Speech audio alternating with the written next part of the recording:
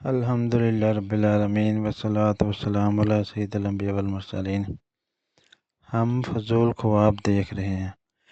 ایک مرتبہ کسی عقل مند شخص نے اپنے ایک دوست کو خط لکھا اور بڑی سبق آموز نصیحت کی۔ انہوں نے لکھا، یہ دنیا ایک نیند ہے اور آخرت بیداری ہے۔ ان دونوں کے درمیان یعنی نیند سے جگانے والی چیز موت ہے، اور ہم نیند کی حالت میں پریشان الجھے ہوئے خواب دیکھ رہے ہیں۔ اے عاشق رسول، یہ حقیقت ہے۔ ہم خواب دیکھ رہے ہیں، الجھے ہوئے پریشان خواب، اور ان خوابوں کو سچا کرنے کی خاطر بس اندھا دھند دوڑے چلے جا رہے ہیں۔ دوڑتے چلے جا رہے ہیں۔ ہماری منزل کہاں ہے؟ کچھ خبر نہیں۔ رکنا کہاں ہے؟ کچھ خبر نہیں۔ موت سامنے کھڑی ہے، قبر کا گڑھا آنکھوں کے سامنے ہے، اور ہم بالکل فکر نہیں کرتے۔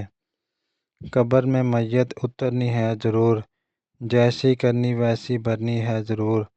ایک دن مرنا آخر موت ہے، کر لے جو کرنا آخر موت ہے۔